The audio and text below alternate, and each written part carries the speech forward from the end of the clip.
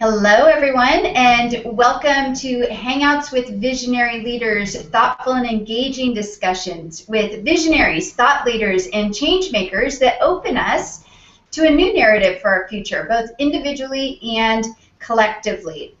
So the world works by agreements, whether those agreements are spoken or unspoken, whether they're conscious or not conscious. And in today's episode, Marian and Glenn Head will be joining me to talk about revolutionary, here we go, right here, you guys, revolutionary agreements. What are they, and how can we use them to be and become everything that we dream, that we desire, and that we deserve? So I'll be bringing them on in just a few moments. But first, I'm your host, Lisa Ingalls. I'm the founder of Interstate Coaching, where I work with people who are waking up and changing the world through my programs and services. One of those is the Awakened Visionary, which is a leadership program for conscious business owners who want to make a significant contribution to humanity and the planet. You can find out more about that at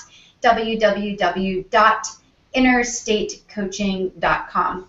So I believe that we've reached a new era of human possibility, that individual as well as collective leadership is absolutely critical as we navigate our way through old and outdated paradigms that just no longer serve us anymore in moving towards a life and a future that is a freer future and an expanded life.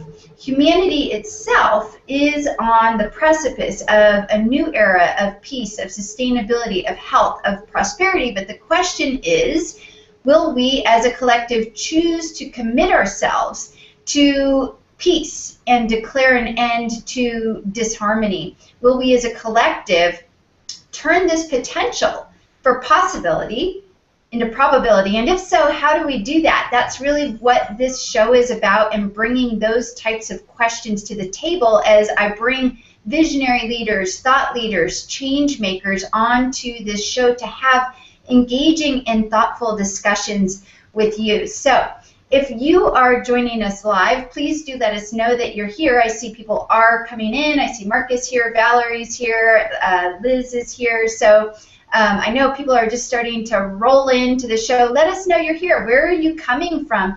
And we love engagement. We want you to be in this discussion with us. That's what gives us perspective, and that's how we are change makers in this world, right?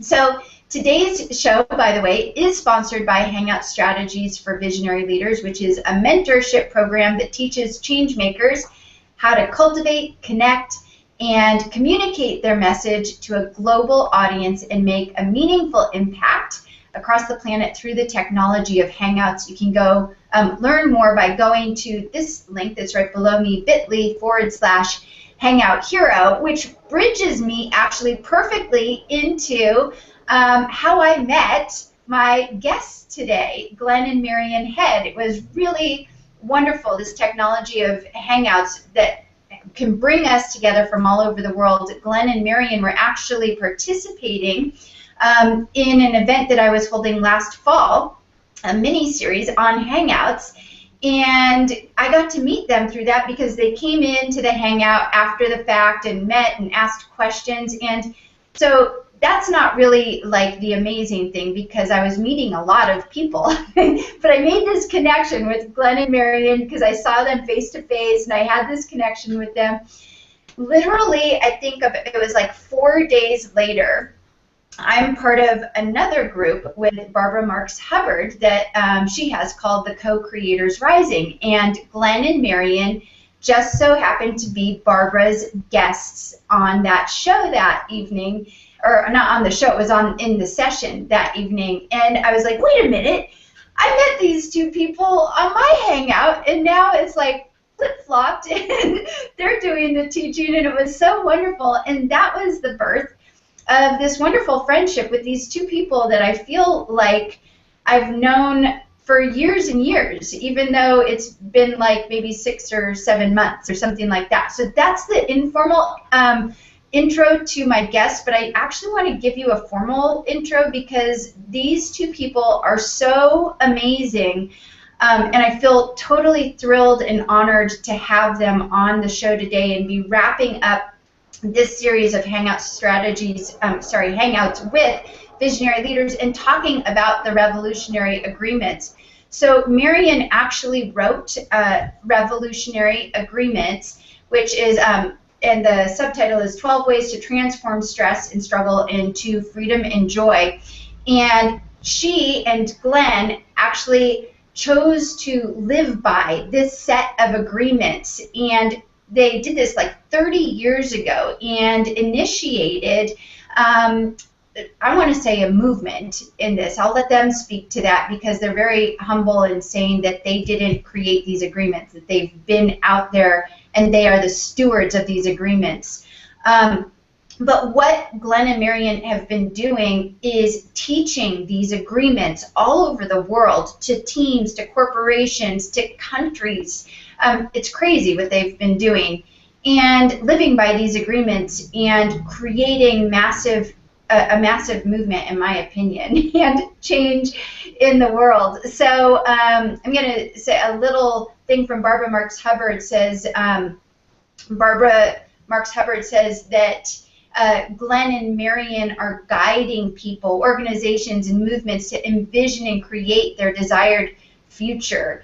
And she really sees, Barbara Marx Hubbard sees the revolutionary agreements as humanity's model for co-creating together and relating with each other. So Glenn and Marian have worked with spiritual leaders, they've worked with Fortune 500 teams, they've worked in huge forums with people with the revolutionary agreements, and I feel like I'm just sort of now bumbling through this, so without further ado, I'm bringing on my two beautiful guests, Glenn and Marian Head. Welcome, Glenn and Marian. Thank you, Lisa. What a joy to be with you. And I do feel like we've known you for many, many years. We are so on the same path, and I'm so happy to know you're out there doing this work as well. Hey, it's great to be part of the collective. Yeah, and Lisa, you go ahead. You said something about conscious business, helping people who want to be conscious business leaders, and that's actually how the agreements got started 30 years ago, was with a gathering of people who we knew in business and some of our clients who wanted to come together to see how can we really live our highest values in all aspects of our lives, but especially in our businesses where people spend most of their time. So that's the seeds, it's the root of these agreements. That's wonderful. Well, I'd love to start this conversation with you two by talking about, and I quoted you, the very beginning of opening this show was a quote from you, Marian, that we live by agreements, whether they're conscious or unconscious, whether they're spoken or unspoken. And I would love for both of you to speak into that. What do you mean we live by agreements? Let's start there to open the space. You want me to start? Sure. The world operates with agreements, strategies that allow us to create, a context by which we, live in our homes with our with our partners. We work in our businesses, in our religious institutions. Everything seems to be governed by agreements, and the agreements we have are most of the time I think they're unconscious, and here we have conscious agreements that we're making them up, and one of the important things about these agreements is that you can make them up, you can adapt them and change them and adjust them to fit your circumstance and your the environment that you're particularly in, as opposed to, say, a fixed commandment, for instance. So looking at these agreements is a strategy to create a context for the way we operate our lives, and so that we can give our gifts in a way that's easiest for us. So what's an unconscious agreement might be show me I can. Everybody has to show me that I can trust them, you know, or everybody has to show me that they're worthy, or it's sort of the context that we come from, Lisa, is the inner agreements that we have. So one of my favorite agreements of the revolutionary agreements is I agree to see the best in everyone, including myself. Well, that's really different from I am always looking to see if you've got something to offer, you know, with a different feeling behind it. So if we all came from a place of seeing the best in everyone, well, that alone could really shift our, you know, our days and our lives and really the world. If we saw the best, we tend to bring out the best. Well, when we see the best, we see the best. Everybody's got potential. So when we're looking for it, that's what we see. If the agreement that I have, well, let's just, I'm going to peek at my bookmark here. And one of the agreements, for instance, is I agree to look within when I react. Well, a lot of people have this unwritten agreement that says when something goes wrong, it's important for me to look to whom I can blame. You know, who can I blame for this? Or how can I justify even that? How can I justify this? Where if you come from an agreement that says, when something comes up for me, I'm going to look within and see if there's something within me, something unresolved within me that's causing me to react, say, to somebody else's behavior. Yeah. So it's context. Right. That we live by. Okay, so here's what I'm wondering. So first of all, we have these agreements, whether they're conscious or unconscious. Glenn said that most of the time, and I absolutely agree, that most of our agreements are unconscious. So there's this step before I'm thinking in this whole process of actually becoming conscious of what agreements we're choosing to live our life by, right? So we have this one piece of, okay, now first I'm going to become conscious. And then the second piece is, okay, well, to become conscious, how do I become conscious? And one of my favorite things to do is, most of my viewers know, is I'm a huge proponent of inquiry and questioning everything and questioning the truth and of everything that I, you know, and agreements fit right into this. Like, does this agreement serve me to say, well, you have to prove yourself to me before you're going to be on my good list? Does that serve me and the highest good? So I'm wondering what your take, both of you, what your take is on that. Well, several people have shared with me that in just posting the agreements, and we have a poster behind us, in just posting the agreements on their office walls, for instance, people will come by and say, what's that? And one of them shared in one of my newsletters, I love when people ask me what's that, because they can start at any place. And it is, you're right, Lisa, it is that inquiry that keeps us moving forward, that keeps us learning and growing. And yeah, so the poster, I've seen the poster in really unusual places. Some usual places like clinic reception rooms, for instance. Massage rooms where somebody's getting massage, even on the ceiling. So it's a way of, yeah, it's a way of giving us other choices. That's why our website is Revolutionary Choices, because it's really just about a choice. I love what you said. Is that working for me? Well, one of the agreements is I agree to keep doing what works and change what doesn't. And I had a radio show host once say, well, do you have to? I was like, no. How much pain are you in? You know? Yeah. Do you feel good about it? Yeah. So it's always a choice. Yeah, that's wonderful. So what makes the revolutionary agreements different than normal agreements, or what's so revolutionary about the agreements? Well, first of all, let me say that they are timeless. So there's nothing new in these agreements. They're principles that have been around for ages and from the sages. So it's just, you know, when something comes out of you the way these agreements got developed by this group of people who were there to really support each other in the highest way, there's a certain connection with them that we have, a certain feeling, and then practicing them over all these years really makes a difference, and there's a certain depth that keeps revealing itself in each of these very, very simple agreements. Let me just take one of them here. Before you do that, sure. maybe before she does that, I'll say that one of the key things is that the agreements evolve.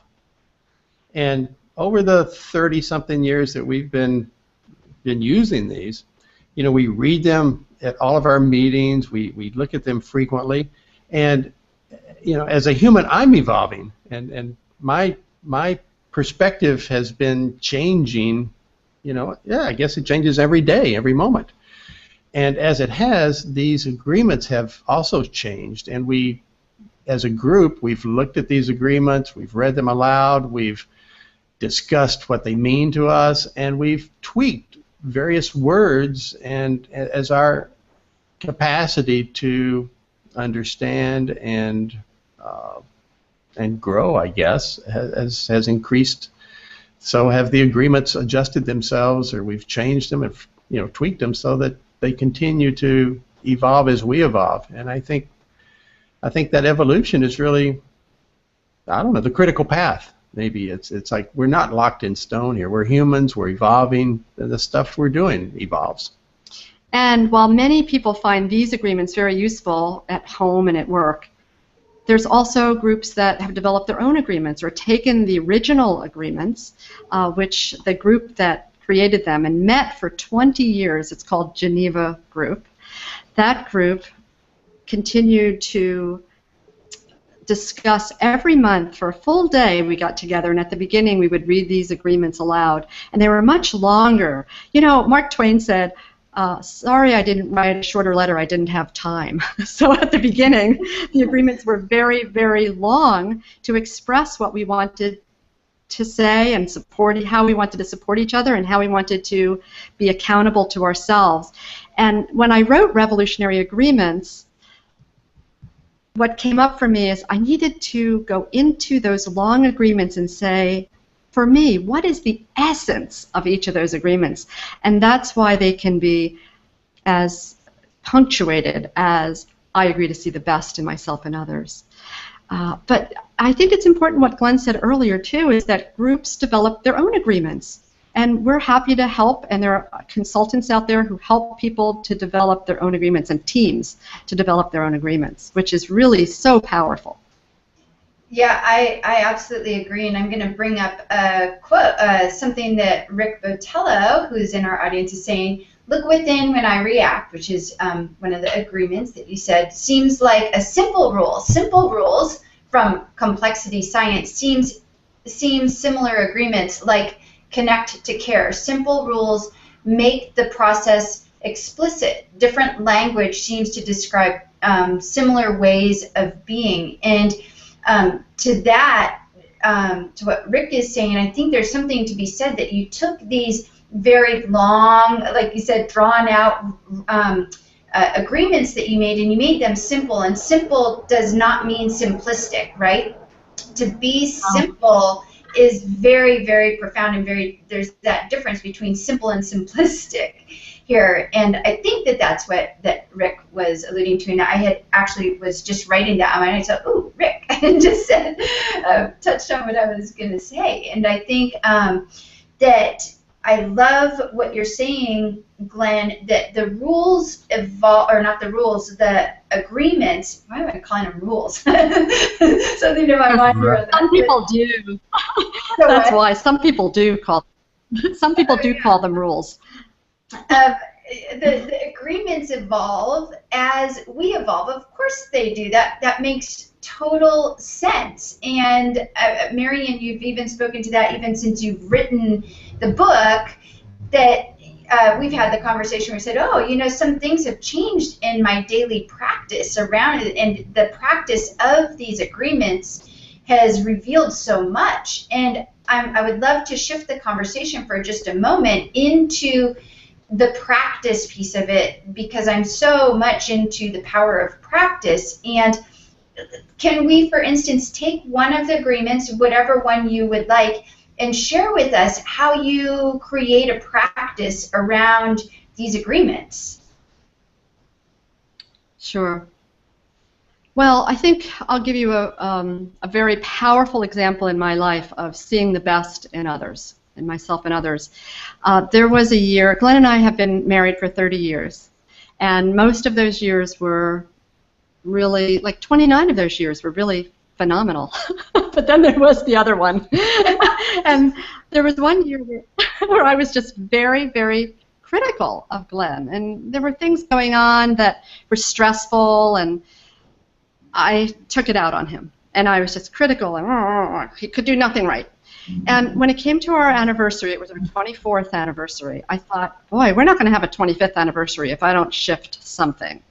Well, I thought, well, I should look at the agreements and maybe practice what I preach. And a whole third of the agreements, and it's a third that's behind us in this chart, is about gratitude. So I got a little journal and every day sat down and wrote one thing that I saw that was the best in Glenn, one thing that I was grateful for. And let me tell you, day one, it wasn't easy. Day one, I was still like, ah. And so I had to write something. I wrote down some thankful for the people who introduced us or something. I couldn't even get close to thanking them at that point or seeing the best. It was like, ah. But day two was easier, and then day three, and very, very quickly it was transformative. I want you to get this, Lisa, and all the viewers and listeners and interactors out there. It was nothing less than transformative. And I wrote for 122 days. And then Glenn didn't know I was writing this journal, so I wound up giving it to him on our 25th anniversary as a gift. It was very special. And last year, he asked me to pull it out and to share it with a friend who was having a challenge in his marriage. And then after we spoke with him and shared it, Glenn said, I think you should publish it. And so it's now available as an ebook called A Gratitude Journal for a Healthy Marriage. Boy, it's really beautiful because it's all about my beloved. And I didn't have a clue all this was going on. You know, us guys. You didn't know she was doing this practice on her own. That's right. She's doing this practice on her own, and I'm just clueless, right? But I'd like to address another one, Lisa, if I may, because Rick brought up, I agree to look within when I react, and that is, I think, well, for me, one of the toughest ones.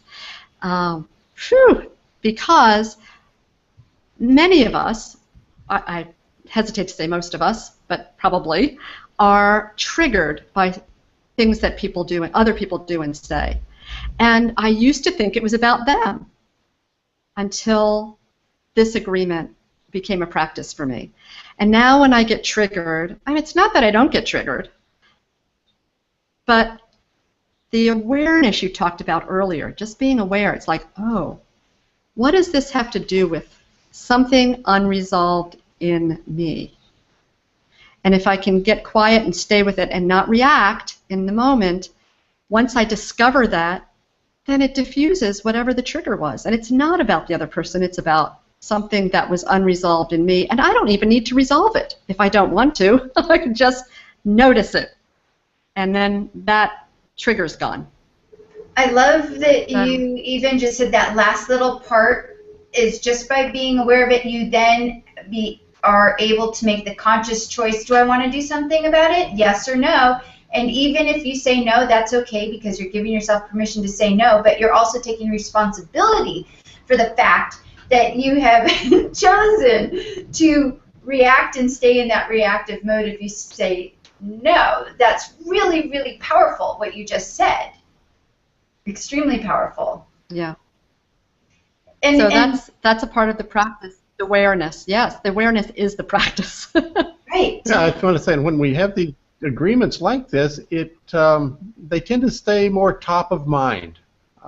We just have a little heightened awareness that this is going on in the background, and it's just more conscious, and therefore we're a little more alert to it. And just that just that little bit of alertness changes lives. Right. It certainly helped us with our child. When our child was 9, we created a family agreement. And it really was, as Glenn says, it became top of mind to love and respect each other, and when something went out of whack with us, to give us 24 hours to come back into harmony. So that's a really good one. It works at home. Giving the time and the space for that so that you can come back into harmony to love and respect. That's a great one. I love that. I can see how that would work really well with myself and my 12-year-old. So I want to ask you guys about how you have used the agreements with organizations and teams, and you've done some amazing things really in these 30 years of working in big ways to do your part in awakening human and social potential. And would you be willing to share maybe one example of an instance where you worked with a team or a corporation? I know you've done summits and stuff before. Would love for you to share how you've worked on a big scale with these agreements. You want to do the Soviet American Citizen Summit? Sure. Probably the most, yeah. Oh, yeah, this was with Barbara Marx Hubbard, who was the chairperson of Soviet American Citizen Summits right at the end of the Cold War. We didn't even know that Gorbachev and Reagan were going to meet, but they did while we were planning the summit. And she called us. We had just finished a business consulting contract, and she called and said, I really need some help out here in Washington, D.C. We've got the largest delegation of Soviets ever allowed to leave their country, high-level citizens, like cosmonauts and award-winning filmmakers and very phenomenal people who were coming to the States in 3 months, and the team wasn't ready to receive them. So we went out there, and we could see that everybody was so stressed out with the time deadline and all that needed to be done to get ready. So we took them off-site for a day, and we went through all the agreements, starting with, I agree to live my mission, which is the first agreement. And the mission of the summit was so amazing. It was to create a platform for relationships between Soviets and Americans after years of, being, quote, enemies, to create a platform by having people come together in their areas of joint interest and create projects together and do work together in the world that was good for the world. So what a noble mission. But the team itself wasn't working well together.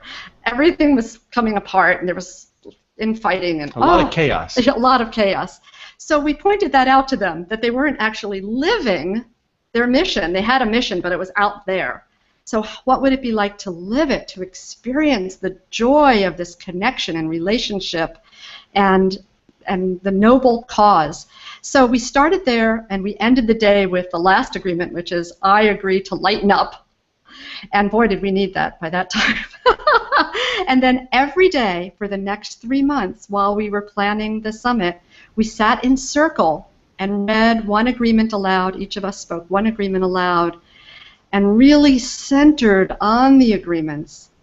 And everything just shifted into this balance, into this beautiful place. And yes, we still worked 18-hour days, but there was this basis of support, like a cushion, holding us all together, connected, so we could go do our work and know that we were totally supported, and by spirit as well. So It was good. It just creates a new context from which to do our work, and when people have a common context, magic happens, and magic certainly did in that event.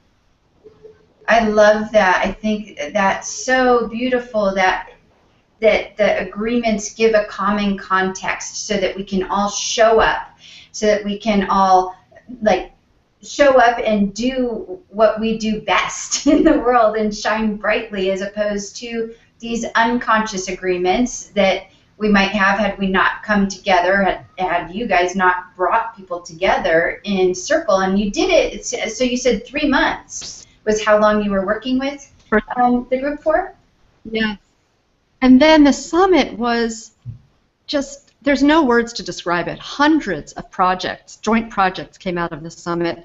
Children's books written by American and Soviet authors. Education programs with countries coming together to share how to use technology in education. In fact, Glenn headed that task force. There were so many good exchanges, and many have said that it was one of the keys in breaking down stereotypes at the end of the Cold War. So it was this group of really dedicated people that made that happen, and the agreements, as Glenn said, created the context. Right. Well, and that sort of brings to why these agreements are not only revolutionary, but they're innovative, right? Because they offer a context in which innovation can happen. I'm guessing, but I would love for you guys both to speak to that piece. Yeah, you know, they're not so innovative in that they're timeless principles, but I'll tell you what is innovative, Lisa, and you'll like it. Okay. Practicing them. Yes. Practicing them is innovative. You know, really embracing them fully. And what were you going to say, Glenn? Well, I was just the process of a group going through the definition of what these agreements will be for our group, for our context. Just that's a team building process. And yes. it opens people up to a level of consciousness amongst themselves that is new for them. And it's not hard. It's really very simple. It's just we don't take the time to slow down, set the context, and then we have accelerated movement afterwards. It's like slow down to speed up. And when we slow down enough to set the context, to be clear with each other, to have a new level of commitment to our personal missions as they contribute to the larger whole, to the collective, as we all are here, it's a way we can affect and change the world, and we start by ourselves and reaching out. So it's a very powerful yet simple, as Rick said, it's a very simple structure that supports everything. Now, Lisa, I have one other thought that I want to share with this group about agreements. The most important place for these agreements is within ourselves. Okay, so we're talking about doing it with teams and the power and the transformational aspect of that. But it has to start within us. And I've had people ask, well, what if my partner doesn't practice the agreements? And I say, well, then you need to practice them even more. Because to speak your truth with compassion, to take issues, conflicts directly to the person, that's something you can do, regardless of whether somebody else is practicing them or not. So that's a key. Yeah, I absolutely agree. Of course, how can we be doing the work with other people if we're not doing the work on ourselves, to have that own self-awareness, which I think is what Valerie was saying, as an emotional, or as a trainer and a coach in emotional intelligence, that ability to look within is so critical. So yeah, that's wonderful.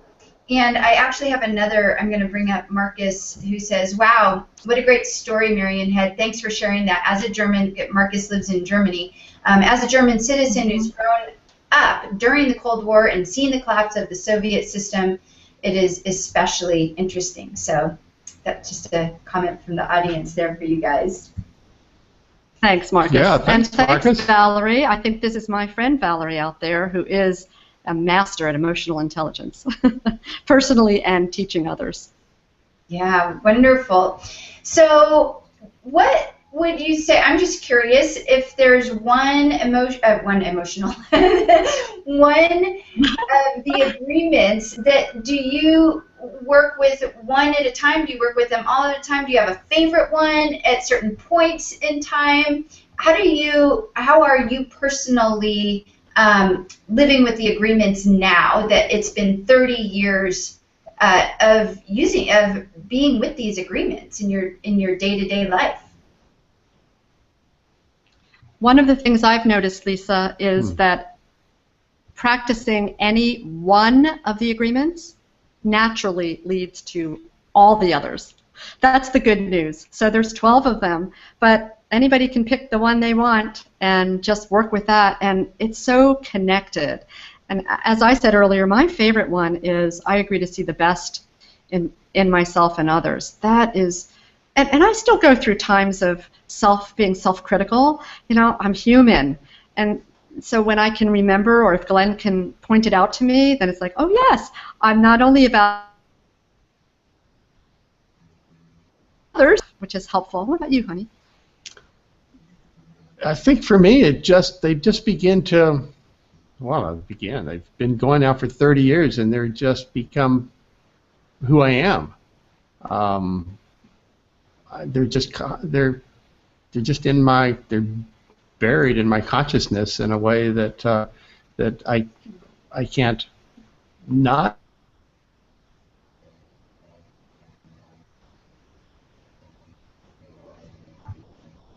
Oh, I think you may have frozen up there for a moment.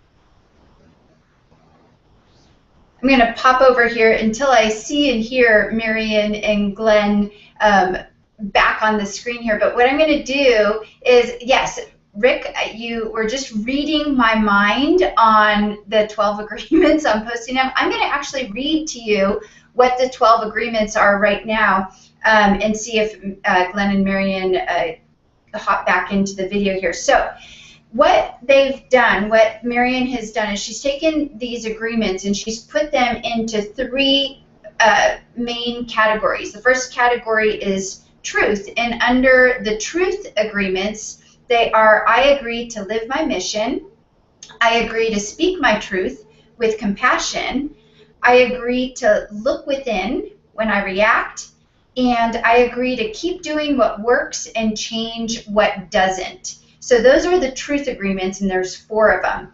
The next 4 agreements are the acceptance agreements, and those agreements are: I agree to listen with my heart, I agree to respect our differences, I agree to resolve conflicts directly, and I agree to honor our choices. So those are the acceptance agreements. The last 4 agreements are the gratitude agreements. And remember that these are the agreements that Marian was talking about that she used during that year where she was journaling about Glenn and what with the marriage thing. So that was a story she said. So these agreements are: I agree to give and receive thanks, I agree to see the best in myself and others, I agree to look for blessings in disguise, and I agree to lighten up.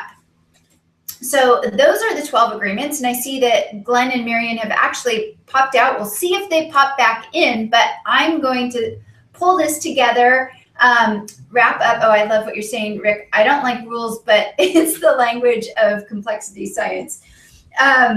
So once again, Glenn and Marian Head are the stewards of the revolutionary agreements. This is the book that Marian has written. You can find that on Amazon, I'm sure. You can also find them, I believe, at revolutionarychoices.com. So unfortunately, it looks like my guests have maybe had some technical issues, dropped out, and might not be hopping back in. So I want to thank all of you for joining us today in this, our final episode of this season of Hangouts with Visionary Leaders. Been wonderful to share this season with you on innovation. And just as a final reminder, this entire series has been sponsored by Hangout Strategies for Visionary Leaders. And you can find out more about that here at bit.ly/Hangout Hero. So that's it for this episode, everybody, and we will see you all next time, next season. Have a great, wonderful St. Patrick's Day. Bye for now.